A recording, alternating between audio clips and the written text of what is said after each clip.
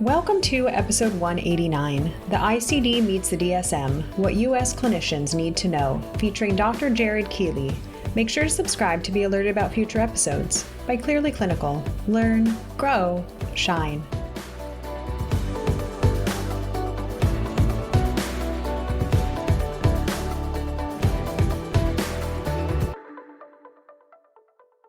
This episode is proudly sponsored by Best Notes Electronic Health Record, software built for practices poised for growth and compliance. Visit bestnotes.com/clearlyclinical for a free demonstration. Hello to our listeners. My name is Beth Irias, and today I am joined by Dr. Jared Keeley.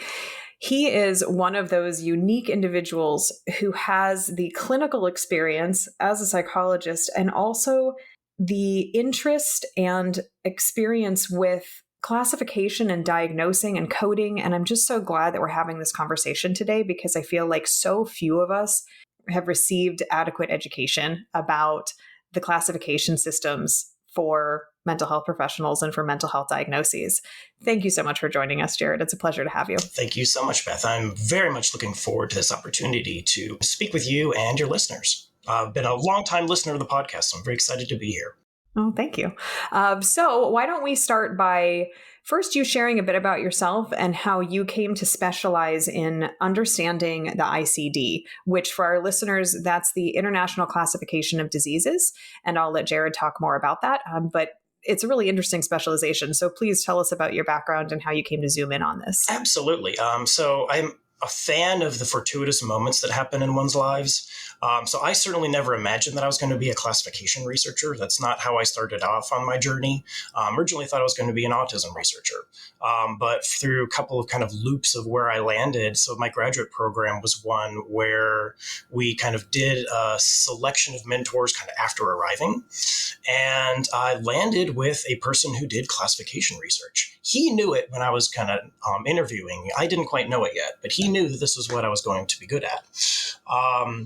And I ended up launching into this world of the ICD, again, through some fortuitous events. So my advisor, his name is Roger Blashfield, had a student at the time, Beth Flanagan, who was doing studies on how mental health professionals organize mental health disorders. Specifically, she was borrowing from cultural anthropology, a concept called folk taxonomy, which is the notion of studying how indigenous various or any kind of group organizes things in its world, and thought this would actually apply really well kind of to studying mental health professionals as a culture, and thinking about how we understand what these professionals do and the way they think about these concepts. I got involved in it in the sense that Beth had gathered all of these data about how mental health professionals organize disorders using this methodology.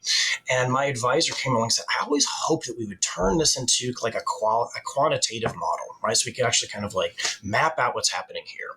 And so that became my master's thesis. Thought nothing of it for many years.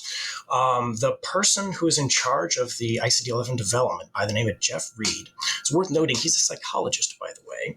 And so that's kind of one of the first times that's happened where that was not a psychiatrist who was driving.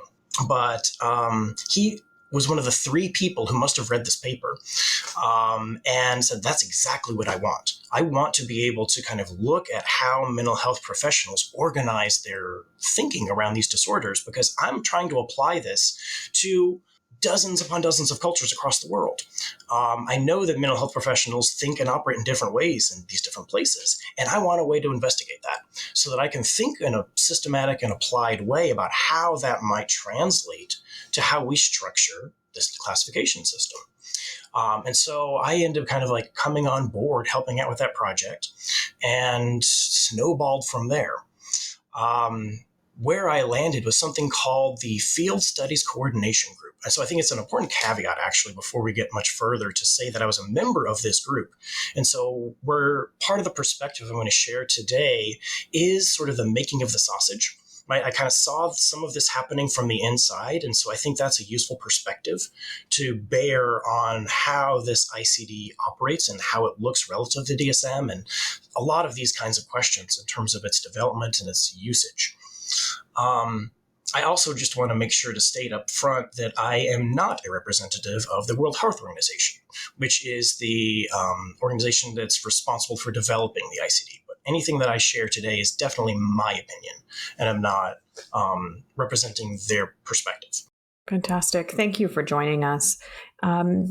Let's first start by explaining what the ICD even is, because in the United States, unless you happen to be one of the folks working in quality improvement or auditing, we don't even have a copy of the ICD on our bookshelves, many of us. So what in the world is the ICD? Please give us the 101. Absolutely.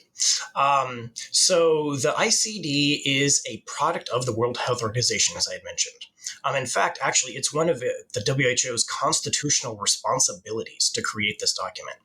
One of the first things that happened when the WHO was formed, was back 1946, was to start development of ICD. The reason was that there was a clear recognition that if the goal of the WHO, which is to promote the health of all individuals in the world, was to be realized, they needed a way of gathering information about the health of said individuals. And so, of course, every country out there kind of has its own health system. They have their own way of operating. They have their own things that their health professionals do. But for the World Health Organization to operate, they needed a common language. And so that's what the ICD provides. And so people have certainly talked about one of the purposes of any classification system being a common language for the professionals who are using it. And so that's really where ICD started, was to provide that common language across all member nations of the WHO. How does one even begin to do that? To look at the different ways that various cultures view disease. Even that is just a big bite to take. Big bite to take. Well, the development process for ICD is somewhat similar to what you might kind of imagine if you've learned about the development process of DSM. It's largely a work group structure, such that there is an individual who's kind of appointed to be in charge of the process. And then they kind of go and find people who are experts in different areas. They sit those experts together in a room, perhaps more virtually nowadays, and have them hash out what are the things that need to change. What are the things that make sense? What are the things that don't make sense? I think it's worth noting that we've already started to talk about comparisons between DSM and ICD. One of the major differences is that ICD is a classification of all health conditions. Mental and behavioral disorders is one chapter thereof. Happens to be nestled right in between neurology and endocrinology, if you happen to look for it. But it is included in the entirety of other health conditions. And I think that's also really important, is that ICD does not differentiate mental health as different from physical health in that respect. And in fact, has been kind of maintaining that stance since the 1940s. Since it was founded, that mental health has always been included as an important part of health. Interesting. So looking at the ICD as an international tool, you had named a certain number of countries. I want to say 190 something. There's 190 something. And honestly, I would hate to misquote it because it does change from time to time depending upon new people joining. But yeah, it's roughly, let's say close to 200 member countries. And the idea here, just like with the DSM, is shared nomenclature. That if we can put something in a category about a person or their condition, they ought to, in a perfect world, be able to go to another place with that information and have it convey additional detail for a provider. Is that right? Absolutely. Yeah. And so one of the interesting features of the ICD. So if you were to Google ICD right now, right, and kind of go and kind of look, the first thing you would find is a long list of codes, okay, that is little more than a number, a name, and a 2 to 3 sentence description. Okay? What you're finding is actually the version of the ICD that's called the statistical version. Right? So ICD is published in different varieties. So the statistical version is what most of us think of when we think of ICD. right? And that is literally nothing more than a number, a name, and a 2 to 3 sentence descriptor. The statistical version is largely used for things like hospital coders, right? So people who their job is to do nothing more than kind of go through doctor's notes and like code and say, okay, what was billable in this, right? And kind of what condition were they treating and, like that sort of thing. Most of us encounter the ICD in a similar way when we're thinking about billing. Right, is that we kind of have to put in a code number, right, so that um to some insurance provider somewhere, and then they use that to justify to say, yes, these services are, important and need to be provided. That statistical version is never really been meant to be diagnostic in any sense. Like that's not a diagnostic manual. I don't know how you could make a diagnosis from 2 to 3 sentences and a name, especially in our world. In other areas of medicine, it maybe isn't as problematic, right? So if you have, a rhinovirus infection, it's a rhinovirus infection. Like the name is pretty descriptive. For us, if we say major depressive disorder, okay, we've got one of the symptoms now, but there's others, right? It's not as descriptive in the same sort of way. So ICD is also published, at least in the mental and behavioral disorders chapter, in 3 other forms. One is something called the Clinical Descriptions and Diagnostic Requirements. This is the document that if we were to kind of look at the DSM, looks the most like it. Right? So it's the document where it actually fleshes out, okay, here's all of the requirements. Here's the other features of the disorder. Here's how it relates to gender. Here's how it relates across demographics. Here's how it looks across age ranges, and kind of includes all of that other stuff that we typically get when we were to go look at the DSM. That manual is specifically developed for specialists, right? So like individuals who are listening to this, you or I, we are people who are knee deep, maybe higher, in mental health, right? This is kind of what we live and breathe. We make very fine distinctions between disorders. We have kind of a lot of knowledge and background. That's important for some purposes, right? So like, again, like we might make a big deal about treating generalized anxiety disorder differently than social anxiety disorder, right? So at our level, we might have totally different treatment approaches for what we would do in those conditions. ICD recognizes that not every purpose is going to be met, right, by the same manual, right? Other professions, other purposes might actually kind of be better met by a different format. And so there is the statistical version that we talked about that is really just for coding purposes. There's a clinical version that's meant for mental health specialists. There is a research version, actually, that kind of says the purpose of this manual is to provide better operational definitions for the purpose of research that maybe actually would be too rigid or misplaced in some way in regular clinical care. We might talk about that distinction a little bit more later on as we go. There's also another version specifically designed for primary care providers. And so there's a recognition that the level of specialty needed for a kind of mental health provider is overkill when it comes to somebody who's kind of operating in a primary care setting, right? So if we go to your average physician or pediatrician or kind of like those other primary contact points of the health system, they don't have all of that background training. They don't need to make a distinction between GAD and social anxiety disorder because it's not going to change the nature of what they do at that level. Right? They're going to say, oh, you get an anxiolytic and a referral to go see Beth instead. Right? And so there's kind of the primary care version is a boiled down, simplified version that kind of like has a handful of major mental health categories that are the most commonly seen in primary care settings. And then kind of a set of instructions on treatment guidance to say, like, here's appropriate ways to respond to these things, as well as referral guidance to say, like, here's when this should go to a specialist instead. I have so many questions. Shoot away. So thinking of the ICD now in version 10 as an international system, goodness knows the evolution of diagnosing is highly cultural. Mm-hmm. And what one culture may consider non-diagnosable, if you will, and we could pull from some diagnoses historically in the DSM that we no longer use. Mm-hmm. What happens when you're trying to marry this international system with a cultural construct used by a particular country? So in our case, the DSM. Great question, Beth. So the way that WHO operates, every member country has agreed that they will provide health statistics in this ICD coding structure. Okay? What the WHO does not require, right, is that it has to be exactly that structure. So every country has the right to adapt it. So you were talking about ICD-10. Actually, ICD-10 is the previous version. Currently, ICD-11 has actually just been released. So ICD-11 was officially released in 2019 with the expectation that countries would adopt it by 2022. You'll note, right, that Thank you for correcting me. You'll note we are presently using ICD-10 in the US, aren't we? Okay.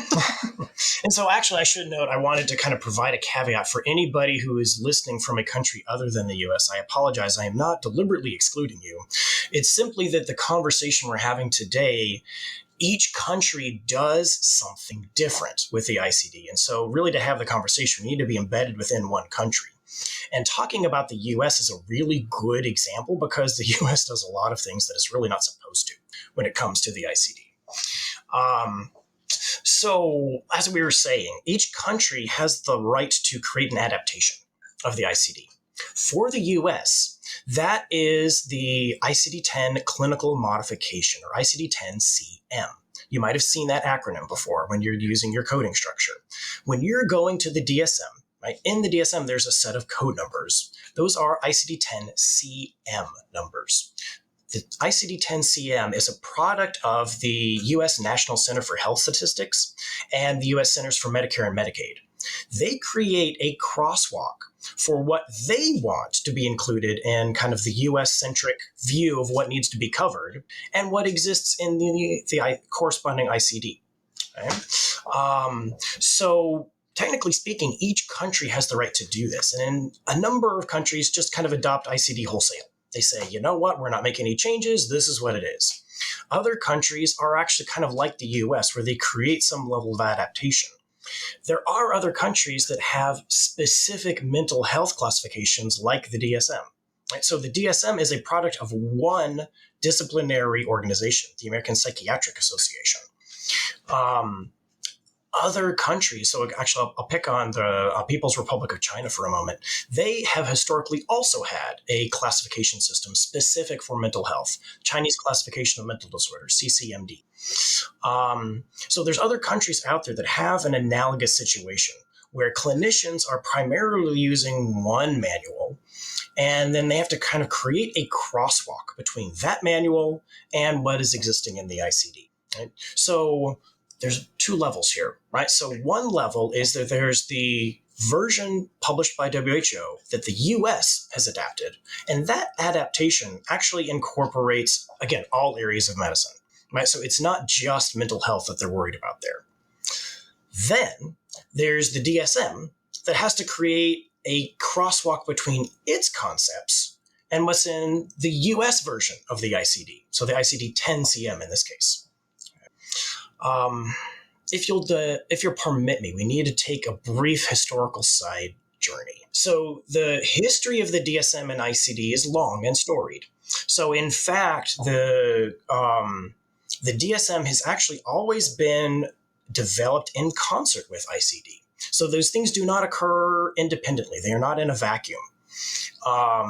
And there specifically is a harmonization process that occurs for each of these. So for example, like as the WHO is working on a new version of the ICD, typically what has happened historically is that the DSM would be upgraded at the same time, right? So they would go through a revision process in parallel. And then the people who were part of kind of the process sometimes are actually the same people, right? So they might be on kind of like both processes. Sometimes they're different, but they would meet with each other and say, here's what's going on. And there was deliberate attempts to make sure that the two manuals did not diverge radically. Right? Now, it doesn't mean that they couldn't say, oh, there's one concept in here that doesn't exist over there, right? Or that there is, a reason we might decide to kind of code something differently in our manual versus what's done in the other. But for the most part, there was deliberate attempt to actually make them line up. Right? It's worth noting here that ICD-10 was harmonized with DSM-4. So ICD-10 came out in 1990. DSM-4 a couple of years thereafter, I believe it was 94 if I'm remembering right. So when we as the US adopted ICD-10-CM, you might remember, again, all this kerfuffle of people saying like, oh my gosh, we're adopting this new system, the codes, what are we going to do? That occurred in October 1, 2015, 25 years after ICD-10 was actually released. So you might be saying to yourself, why? Why would that happen? The US, again, feels that it is special in some particular way. And so it delayed the adoption of ICD-10 year after year after year. There was substantial lobbying. In this case, it actually wasn't mental health's fault. This lobbying was largely coming from other areas of medicine where the codes weren't radically different between ICD-9 and ICD-10. And like, we don't want to have to go through this major process to upgrade all of this. And so that lobby delayed that process for 25 years. Wow. Speaking as somebody who on occasion will be knee deep in a mental health chart, doing an audit, seeing that we're still using ICD-10, so much so that I, as an auditor, didn't know about ICD-11. Thank you for the correction. Why is it that we haven't adopted it, even if there was this expectation in 2022 that we would have implemented it? Is it the same reason that we were delayed in the prior? Absolutely. It all becomes very political in nature. And then again, the way that the U.S. political system operates is largely through lobbying, right? So what would actually have to, what the adoption of ICD-11 would take is literally an act of Congress. Right? And so that process is suspect to all sorts of lobbyists, special interest groups who say, like, we want this to happen, we don't want this to happen. And as it turns out, the medical insurance world is a fairly successful lobbyist. And so they have put a fair amount of effort into, well, let me put it this way. It costs them less to lobby, to delay it, than it does to revise it. And so it becomes a business decision of it's cheaper to funnel money into lobbying to keep this static than to go through this major update. That's fascinating. So for you, someone standing on the outside, are you willing to make a guess on timeline? Oh my gosh, I wish I could, but I'm pessimistic about it. Let's say that, right? So ICD-11 is harmonized with DSM-5, right? So most professionals probably right now are using either DSM-5 or DSM-5-TR, which, by the way, diagnostically wouldn't make much difference. There's I know Dr. Wu talked about there's really fairly minor differences when it comes to the diagnostic criteria for there. But the concepts that are in DSM-5 are aligned to actually ICD-11. So they have to do this really funky crosswalk to try to line them up with ICD-10, which is actually DSM-4 concepts, if we're trying to equate them. So there's new disorders, for example, that have been introduced in DSM-5. What do you do with that? Right? This partially goes back to answering one of your earlier questions, Beth. So like for a country maybe that has a particular disorder that they recognize that's maybe culturally bound in some way, right? It's not kind of recognized in a lot of other areas. Like a good example would be Hwabyung, which is a kind of a diagnostic category that's kind of used in Korea. ICD structure is for every diagnostic area. There's the list of categories that kind of like are common or kind of like would be kind of labeled. There's also two miscellaneous categories. One is like, we'll go for anxiety disorders, right? So anxiety disorder, unspecified, which would be to say it doesn't really kind of fit anything, right? Or anxiety disorder, other specified. You might have seen that language introduced into DSM-5 in the last version, actually because it mirrors what's in ICD. They got rid of that not otherwise specified because that was lumping the two together. So the other specified is a disorder that is kind of has a name, it has a concept, it has a definition. It's just not in our manual. Right? And so that's one way that flexibility is kind of worked into the coding system so that countries, say like, so a clinician in Korea could just code anxiety disorder, not other specified, and then kind of note that that was Hwabyung. That's really interesting. So effectively in the United States, the DSM and the ICD are kind of hopscotching each other all the time. And there's never really consistent agreement because they're on different timelines. Up until the last edition, that actually wasn't entirely true. So up until the last edition, ICD would be released and then DSM would be released like a year or two later so that it could be kind of like well aligned. DSM-5 is the one that hopscotched. So DSM-5, again, the development process for ICD-11 and DSM-5 started at roughly the same time. DSM-5 had a hard deadline that was not set, by the way, by the people who were developing it. It was set by the publication branch of American Psychiatric Association of that 2013 hard deadline. That's what ended up hopscotching things, is that the ICD-11 was like, we're not quite done yet. And so their process continued. And it was originally actually supposed to be much earlier, but it got delayed kind of all the way until 2019. They took a fair amount of extra time. Again, this wasn't necessarily mental health's fault. One of the features of ICD that we were just talking about, right, which is kind of the statistical version, has a code number, a name, and a descriptor. Up until the ICD-11, so ICD-10, most areas of medicine only had to do a code number and a name. And so for them, this was the first time they actually had to write these 3-sentence descriptors, and it kind of blew people's minds. They're like, we don't know kind of what to put here. And so that process actually delayed a lot of other areas of the classification. We were used to that. Like, we've kind of got really lengthy descriptions. Like, it's kind of hard to boil down for 3 sentences for us. But that was something that was new, actually, for the ICD-11. To conceptualize these two different worlds, for me, is a little brain breaking. Just to try to organize what are effectively two different languages and try to make them harmonize. And for our listeners that may be wondering this, I want to further complicate by asking about CPT. So as Jared is talking, he's describing the ICD. And then we have this kind of sidebar conversation about the DSM. And just because we didn't have enough alphabet soup, Beth decided, why don't we add in the CPT when we're talking about coding? Can you speak to that a little bit? Because there's so many different systems that we're keeping track of in our minds. And now electronic health records may be facilitating, but still we're effectively talking about 3 different languages. Yes. Can you talk a little bit about CPT? You're right. That it gets even more complicated at that point, right? So there, what we're talking about is procedural codes, right? So it's not the description of the individual. It's the description of what the provider is doing, correct? And that is an invention, again, of the U.S. health system. So that, again, like somewhere along the way, there became kind of like, as part of kind of the buildup of insurance systems and managed care, right? A recognition that, just because you've got this diagnosis doesn't mean necessarily that everybody's doing the same thing with it. Or that maybe we do the same thing for multiple diagnoses because it's an effective treatment for several, right? So there was a movement to kind of separate the diagnosis from what was the billable service provided. Right? And that's what the CPT code is supposed to represent, is that this is what I am doing in that system.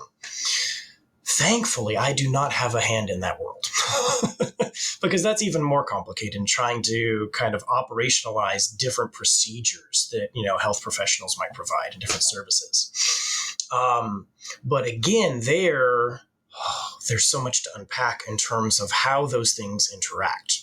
Right? So like coming to X diagnosis, in theory, like if we're talking about like the purpose of a classification system, coming to X diagnosis is supposed to help inform what I do with it, right? In fact, one of the major kind of criticisms a lot of people levy against DSM, ICD, and any other classification you want to name is that it doesn't always line up that clearly, right? There's not always like, I have disorder X, therefore I treat it with treatment Y. So it's much more complicated for us. And I think that's part of trying to capture that vagary as well, right? Is that again, like we want to make sure that we're providing an appropriate billable service. And I leave it to whoever deals with that at the insurance level to try to kind of tease apart what they want to say qualifies as an appropriate service. To piggyback on what Jared just shared, for our listeners, if you haven't done so already, conversations that are related to what Dr. Keeley is discussing include a really great conversation with Dr. Ajetta Robinson, where she was talking about out-of-network insurance billing. There's another one featuring Barbara Griswold, where she's talking about billing insurance for couples counseling, and she talks about some of the nuances between individual and couple counseling relating to CPT. And then Jared has already briefly touched upon them, but the interviews that we have previously featuring Dr. Shiro Torquato, where she's talking about diagnosing, and then also Dr. Stephanie Wu talking about the DSM-5-TR and some of the changes and also some of the limitations in the United States mental health diagnosing systems. So quick little break. I encourage you to take a listen to those, and we'll come back to Dr. Keeley right now. For our listeners, CPT, meaning current procedural terminology, as you're listening to this conversation, keep in mind that CPT is only, as Jared said, about what you're doing. So it's a procedure. So we had a session that was up to 45 minutes long. That would have a CPT code that we'd be billing in our electronic health record, for example, versus a conversation about the DSM or ICD, which is about the actual diagnosing. So thank you for staying with me in that little jaunt over to alphabet soup. So when we're looking at these two systems, one of the things that's occurring to me, the infamous Z code in the DSM, can you touch upon that and where ICD comes into play or doesn't with this kind of back section of the DSM? Yep. So for those of you who've been around for a while, like me, you might have remembered V codes in the DSM, right? And then they changed to Z for some reason. That's because of the shift between ICD-9 and ICD-10, right? So in ICD-9, again, that which was harmonized with technically DSM-3, the V and Z codes were basically other areas of concern that a mental or any sort of medical professional might choose to address. Right, so it includes a wide range of things, and actually it's kind of all over the board.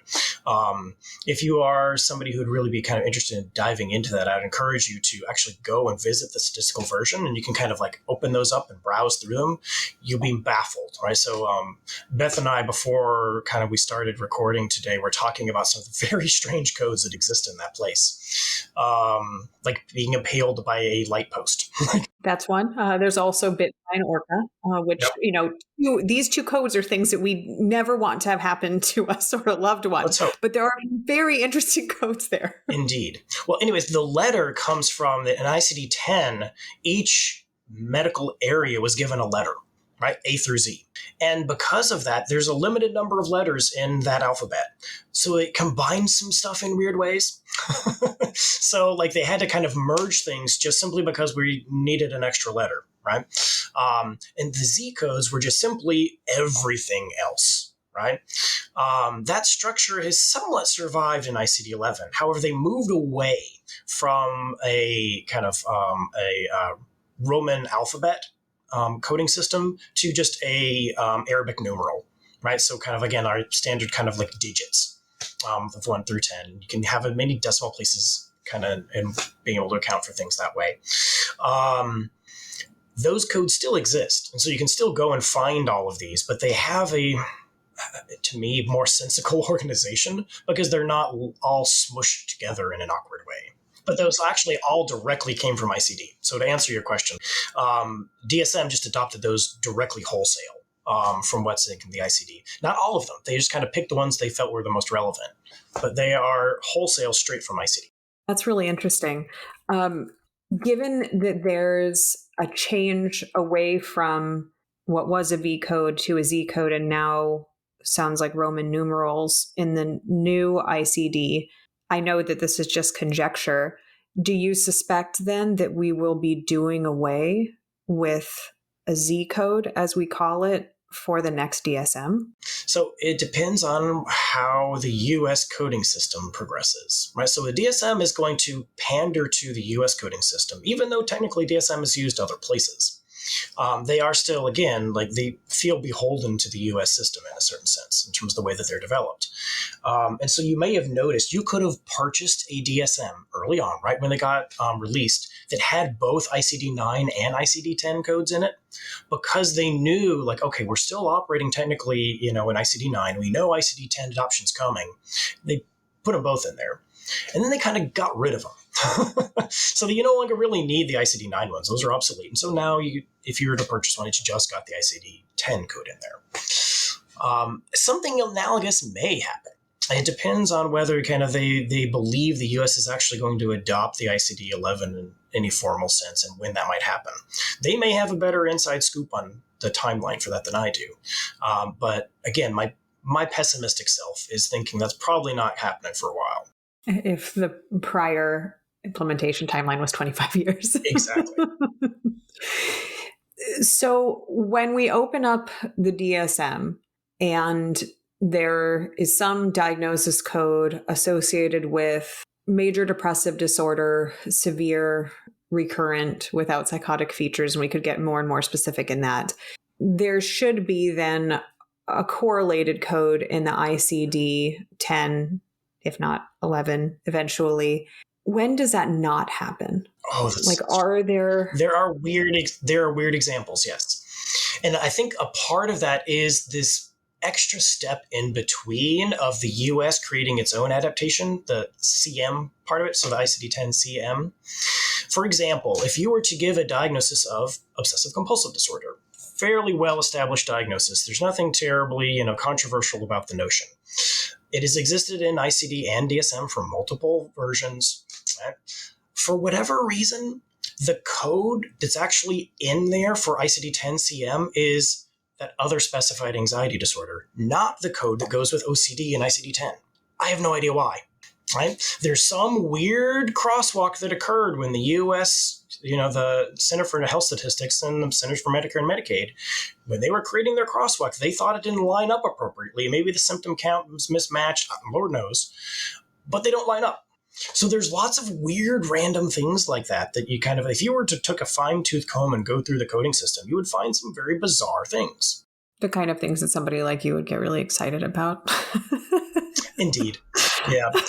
Which is in a certain sort of sense kind of an argument for saying, go to the source, right? Kind of look at the original code, and maybe that actually might be a better capture than kind of maybe the crosswalks, because it's a game of telephone, right? And there's bound to be mistakes that occur and kind of across the way. So does that mean then you have a numerical code that's assigned to a diagnosis and a description that may be duplicative, where the code is the same, but the diagnosis and description are different? Indeed, that is a possibility in the way this is built. Again, especially because we're talking about apples and oranges in so many different ways, right? Because we're talking about trying to convert DSM-5 back to DSM-4 concepts in this funky way that the US decided to adopt them from ICD-10, which doesn't necessarily correspond to what's in ICD-10. Like there's so many missteps in all of those possibilities, right? Like in a certain sense, we are comparing apples and oranges. They're all fruits, but there are probably some important differences. For someone like you, who's a clinician and has this really unique perspective, this classification knowledge, why do you think it's important for clinicians to understand the ICD, where it's coming from, how it intersects with the DSM? Absolutely. Because, again, I think we may have to launch into a bit of a tangent if that's permissible by you. Yes. Okay. One thing that bothers me about, let's say, academic mental health versus the practice of mental health. In academic mental health, there's this weird kind of grown, culture that mental health practicing professionals are these fuzzy-minded individuals who kind of make these weird decisions, right? And they don't really kind of know what they're doing. And I think that's all a bunch of BS. Clinicians are very intentional, very well-educated individuals who care a lot about what they're doing and have a lot of experience. They have a wealth of built experience upon the people that they see. And so to me, in a certain sense, every individual clinician out there in their head has a classification system. Okay? They all have the concepts that they operate under, whether they call them the same thing as what's kind of in a structured manual, maybe not, right? But they probably have some nouns, right? They have some concepts that they use to organize their work. In the world in which we live, we have to interact with a system that kind of, again, structures the work in a certain sense by saying, like, we need a way of having a common language for several purposes. One is to communicate with each other. One is for billing purposes. One is for et cetera. We can probably have a separate conversation about all the possible purposes for a classification. But to me, an informed practitioner would want to be able to translate what they are seeing into the best possible descriptor, right? So it's interesting, and again, I've heard this echoed in some things that folks have kind of talked about in other episodes. There's this sentiment somewhere out there that sometimes people will provide a code simply in order to get their person a billable, diagnosis so that they can then provide services. Interestingly, some of our colleagues and some of what we were doing in the ICD-11 development, we actually asked that question of people, and it's rarer than you would imagine. Most providers really want to say, I want to provide the best diagnosis possible because that's going to help me structure what I do for this individual as best as I can. Maybe at the start, I'm not really sure kind of what the full diagnostic picture is going to look like, all kind of what Dr. Torquetta was talking about in her podcast. But maybe it's something that evolves. But I do want to be able to kind of provide the best description that I can. And so if we are operating kind of assuming that everything is talking the way that it's supposed to, we actually might be missing the picture at times. Well, and what you just tipped your hat to is also an extension of the payer-payee system in the United States and the complexity for those clinicians who are fudging codes around trying to get care for someone they believe deserves the care and needs the care. And then these limitations in the insurance system saying we're not going to pay for it if you don't provide this certain list of diagnosis codes. It's again, this confluence of so many different parties and vested interests in trying to navigate for mental health professionals. I think for our conversation today, what's the purpose even of the ICD and how does it impact what we do and how we do it? And thinking for myself as a master's level clinician, I don't think I had any conversation in my educational program about the coding part of diagnosis. I could tell you, here's what separates generalized anxiety disorder from panic disorder, for example. But the rest was just gobbledygook. It was something in the back of the book where there's like a code listed and then there's some dashes and maybe a period, not to mention that you've already mentioned it yourself, but what iteration of education we came in. So I came in medical billing in the past on ICD-9 because I worked in medical before I was in behavioral health, and DSM-3, then to DSM-4, then to 5, then to 5-TR. And with each iteration, our attempt to become more accurate is important. And it's also more information for a clinic or for a clinician to try to process and hold, especially when you have this hopscotching phenomenon happening. Absolutely. Yeah. Something that you're touching on there, I think, is something I'd like to kind of delve into, if I might. That's really an important distinction between DSM-5 and kind of ICD-11. And it kind of sort of alluded to this a little bit as well, is that the ICD-11 has this kind of foundational principle that it needs to be applicable flexibly, right? It has to be able to fit in different contexts, in different places in the world, in different languages, et cetera. And so built into the way the diagnostic kind of language exists, at least for mental and behavioral disorders, is a certain degree of clinical judgment. There's a certain degree of flexibility. Whereas some of the historical influences on DSM-5 tried to trim that as much as possible, right? They tried to make it as rigid as a definition as possible so that it could be applied consistently, right? Reliability was a real concern. ICD has taken an opposite tack of saying that, well, actually, we want to provide a degree of flexibility because we trust the provider to understand the context maybe better than we do. And so we want that provider to be able to say, you know what, I'll pick on major depressive disorder, right? So, it's 2 weeks, 14 days in the DSM, right? ICD, it's about 2 weeks, okay? if we were to take an individual, right, who is like showing up at day 13, right, would we legitimately say, no, I'm sorry, you have to come back tomorrow and I can give you a diagnosis? It's silly, right? It's kind of farcical. And so the professional would just simply say, yeah, okay, that probably is going to be the case. Adding to that, I would actually go even a little bit further. Who the bleep would actually know, like, oh yes, I've been feeling depressed for 13 days and 12 hours and 26 minutes. Mood doesn't exist like that. Like, that's not what we mean by mood. It's not quantifiable in that way. When somebody says, how long you've been feeling down, it's like, a while. Like, I've been feeling down for a couple of weeks. Okay, how many days is that? I don't know. Like, most of the time, that's not how it's measured, right? So, like, I use the term, and I'm coining this, actually borrowing this from Jeff Reed, of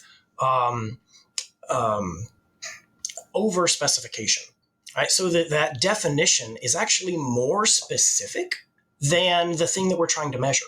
In this case, like mood, right? So like calling mood measurable by 14 days is probably too specific because mood doesn't really operate like that, right? It's not measured at that scale.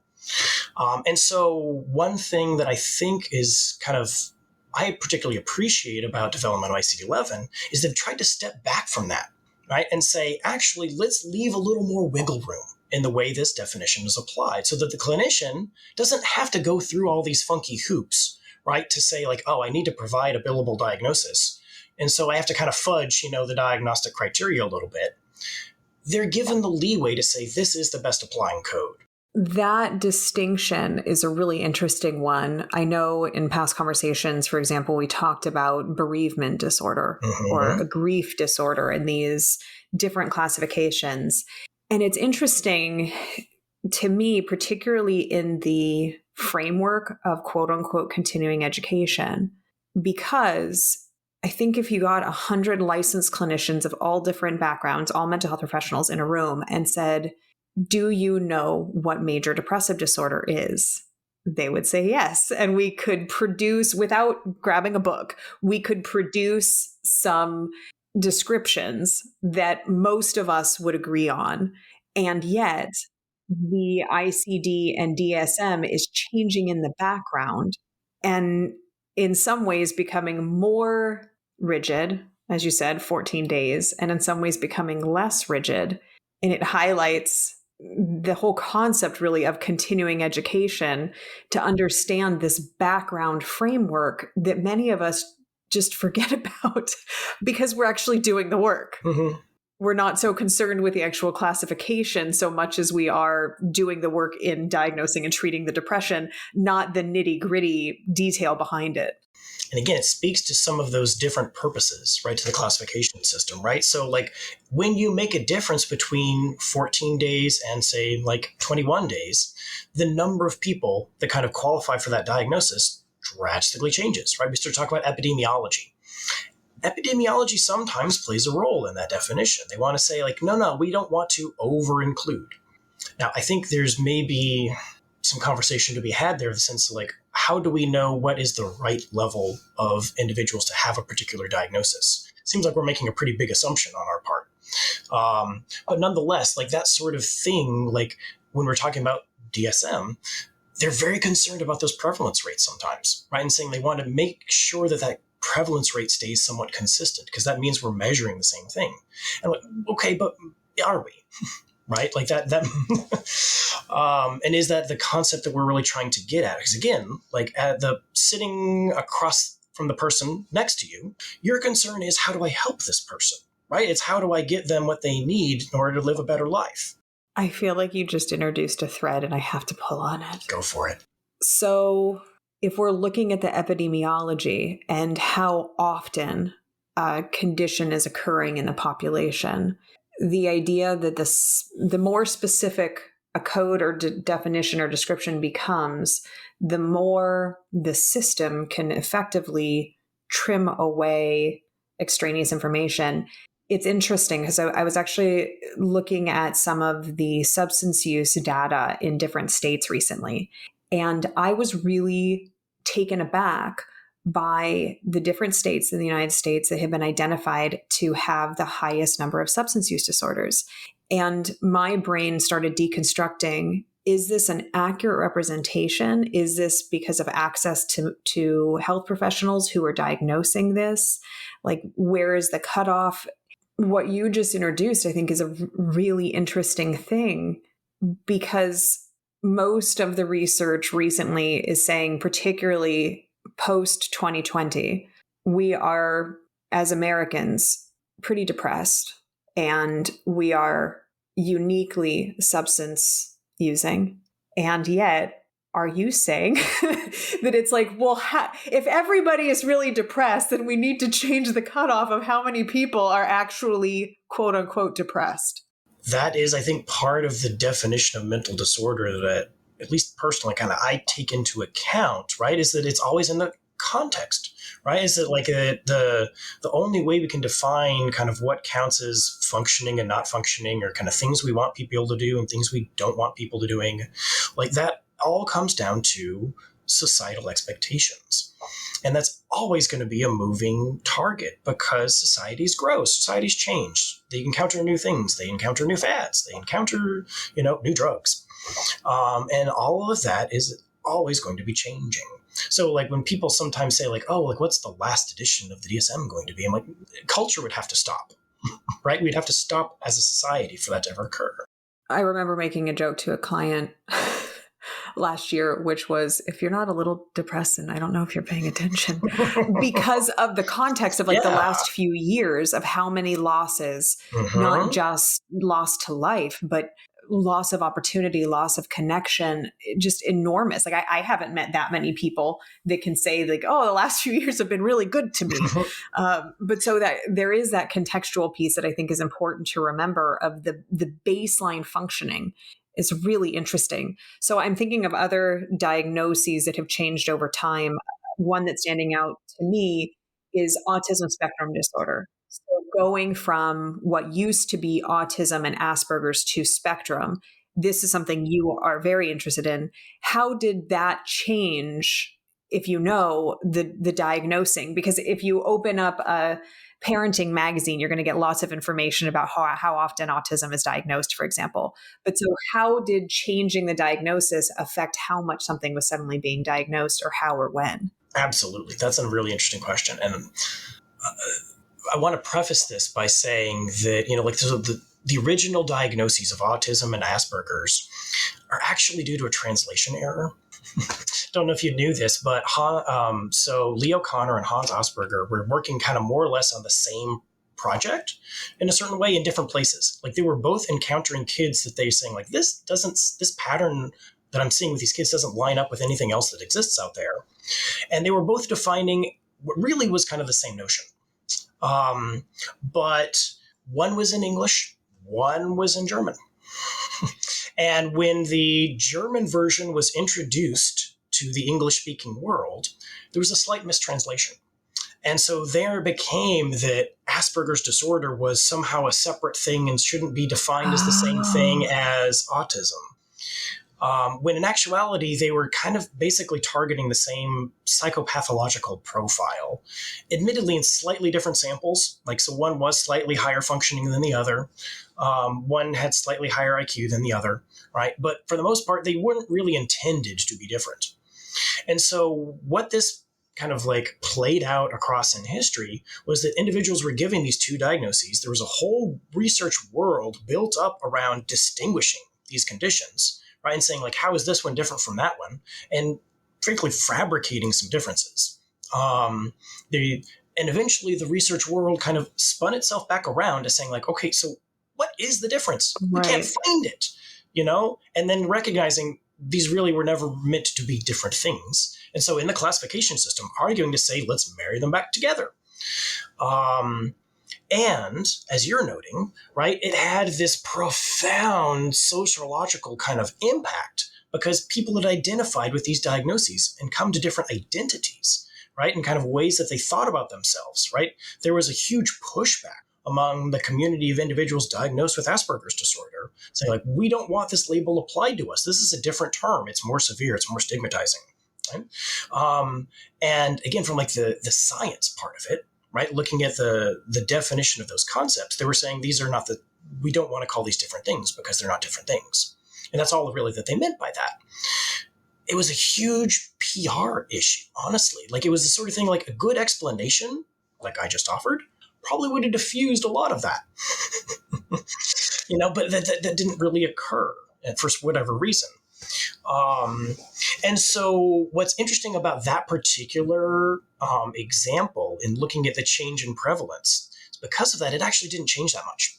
So like autism spectrum, like it did capture a handful of cases that were basically dropped in those miscellaneous groups, right? So like like pervasive developmental disorder not otherwise specified that was in DSM-4, a lot of those just basically got a diagnosis now because they didn't quite have enough of one thing or the other. Again, it was that sort of rigidness of the way the definitions were constructed. And so the prevalence, basically everybody who had an existing diagnosis still had a diagnosis. Like, it was fairly rare for there to be a diagnostic orphan, so to speak. Right? They did occur, but they were rare. The bulk of people just kind of like grandfathered along kind of with their diagnosis. Did I get around to answering your question? Sorry, I might have gotten did. No, you did. I think it's really interesting because, again, it speaks to the importance of all of us as clinicians staying up to date on this stuff, myself included, where it's like, oh, you hear something in passing and you go, oh, I should learn about that. And then you don't because life. And I think in these conversations with you, with Dr. Torquato, with Dr. Wu, speaking to these differences and how they're kind of fundamentally altering the mental health landscape because it's always relative to the population behind it. Instead of it being something static and unchanging, it's viewing it as fluid, and then we need to stay on top of that fluidity. Mm-hmm. And again, the one thing that's been fascinating to me in kind of my work with ICD and some of the studies that we've done as part of it, when we look at how mental health professionals organize these disorders, they're actually remarkably consistent with each other, like more so than we really ever expected to find. And they're not the same as what the classification system is. What was really cool to me is that held true for what country people came from. So we've done studies like looking at comparing US clinicians to people in Brazil and Mexico and China and, pick your India, pick your area. And the structure that clinicians created was almost the same. Like, in fact, it was a 0.9 correlation. In my statistical world, that sort of correlation is like, okay, you did the math wrong. Like, something didn't happen right. Like, there's no way that's a real correlation. It was. The structures that clinicians were generating are basically the same. They're seeing the same things, is what that tells me. And so there is a certain fundamental language that mental health professionals are kind of thinking in. Certainly there are cultural differences, absolutely. But what's really fascinating to me is that there was so much similarity. I find myself saying during this conversation interesting so many times because that's really interesting to think of myself and the way that I think about things as United States clinicians, to imagine somebody in New Zealand who is breaking down information in a similar way is very interesting to think about. Jared, for our listeners who are tuning in and saying to themselves, I want to learn more about this, I want to pull on this thread, what's the best way to do that? I've got some great options for you. So one, like I had mentioned, if you just simply Google search ICD-11, what you'll do is you'll go to the actual version of the ICD-11, the statistical version, and you can just browse your way through it. It's kind of a fun way to like explore the Z codes or kind of what they've become, right? And that's a good resource because actually one thing I should mention, all versions of ICD products are completely free. So there is no going and buying the manual like we kind of do with DSM. Like, this is a product for the public good. And so WHO provides all of these things for free. I should mention the CDDR, right? So the clinical descriptions and diagnostic requirements for ICD-11, right, is presently, so we're recording this in September of 2023. It is presently in the hands of the WHO production. So it should be released, like, it could be tomorrow for all I know. Like, it could be any day now. So by the time people are listening to this, it very well might be in the world, and you could just go and download it for free.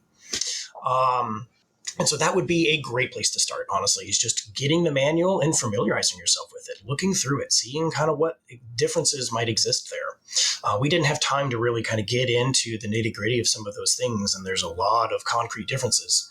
But that would be a place to start. For those who want some more structured learning, one of the things our group has done is develop something called the Global Clinical Practice Network. We use this for some of our field studies, but it also has become a dissemination method. So we could kind of turn back what we learned and kind of give that back to the clinicians out there in the world. To access it, the website is gcp.network, spelled out, NETWORK.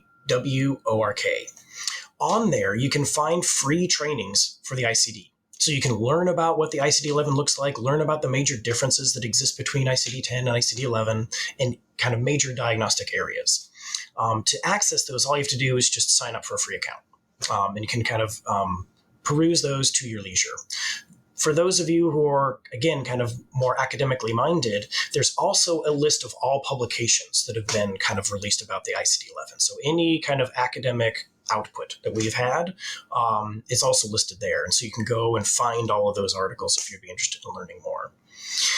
For folks who might want a more guided tour, I also curate a bibliography through Oxford Bibliographies in Psychology that talks about a lot of the background that we just went through, as well as kind of annotates and says, here's some key readings and here's why you want to go check them out. And so that would be another resource that people might be interested in accessing. So it would give a little more structure to kind of finding additional information. Thank you, Dr. Keeley. And for our listeners, again, this is Dr. Jared Keeley. For folks who want to get in touch with you or learn more about you, what's the best way to do that? Best way is probably through email. So my email is jwkeeley@v as in Victor, cu.edu. Fantastic. Thank you again for joining us, Dr. Keeley. You've planted so many seeds that I know my brain will be turning over in understanding really how all of these pieces fit together. Thank you for joining us and for simplifying some of this, because again, I think many of us didn't get this education, and it's helpful to hear it so clearly from a fellow clinician. I really appreciate it. Thank you, Beth. You've just finished listening to another exclusive Continuing Ed podcast by Clearly Clinical. If you like what you just heard and you need Continuing Ed credits, please visit us at clearlyclinical.com to check out our one-year membership, where you'll have access to our growing library of Continuing Ed podcast courses. Clearly Clinical, where our goal is to help you learn, grow, and shine.